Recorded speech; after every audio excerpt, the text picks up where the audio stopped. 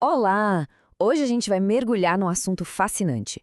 Como é que a internet, essa rede gigantesca, chega fisicamente até dentro de casa? Essa é a história de um dos maiores desafios da engenharia moderna, a famosa última milha. Pois é, parece uma pergunta simples, né?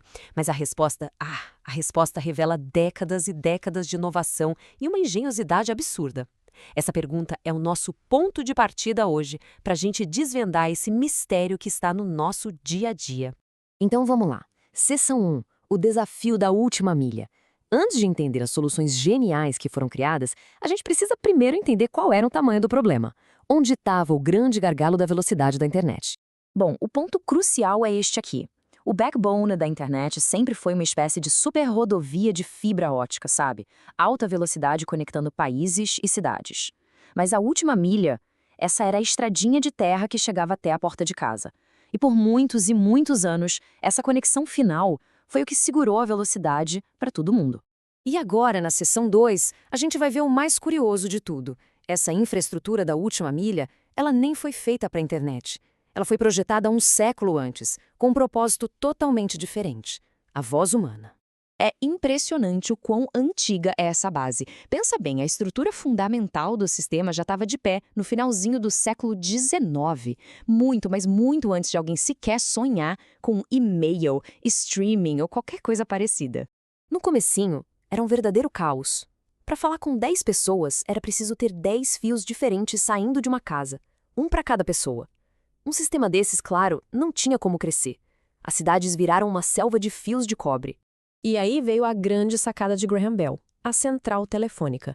Em vez de conectar todo mundo com todo mundo, cada telefone se conectava a um ponto central. E lá, um operador, ou operadora, né, na maioria das vezes, fazia a conexão na mão. Isso resolveu o primeiro grande problema e deixou a rede local finalmente gerenciável. O passo seguinte foi meio óbvio, né? Se uma central conectava uma cidade inteira, o que aconteceria se as centrais fossem conectadas umas às outras? E foi isso que aconteceu. Criou-se uma hierarquia que permitiu as chamadas de longa distância e que formou a base da rede telefônica que a gente conheceu. E essa frase, nossa, ela ilustra perfeitamente o tamanho do investimento.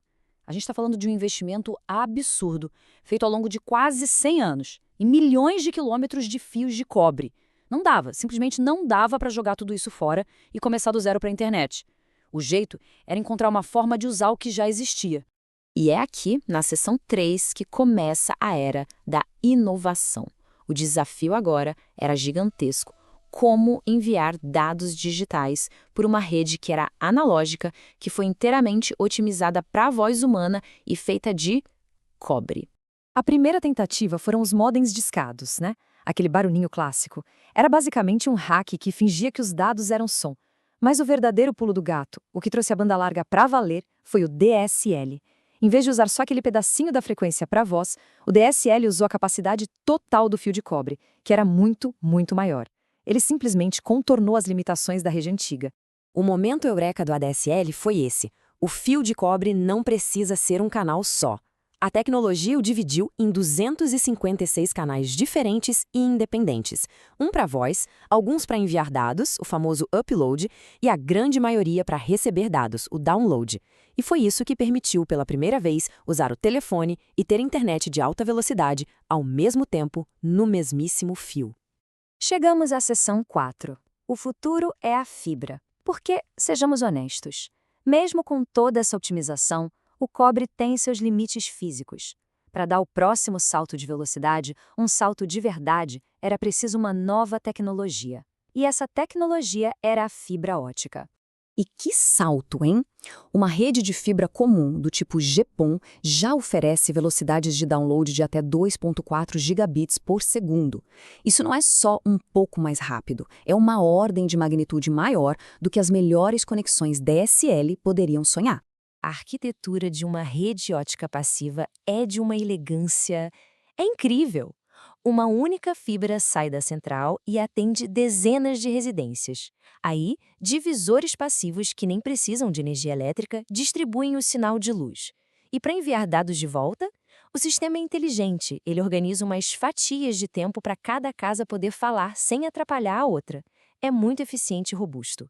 Para fechar, nossa última sessão Comutação de circuitos versus pacotes. Porque a maior mudança não foi só no fio, no meio físico. A mudança mais profunda foi no conceito, na forma como a própria rede passou a organizar a informação. Então, a rede de telefone usava a comutação de circuitos. É como se para cada ligação fosse preciso reservar uma estrada inteira, de ponta a ponta, só para aquela conversa.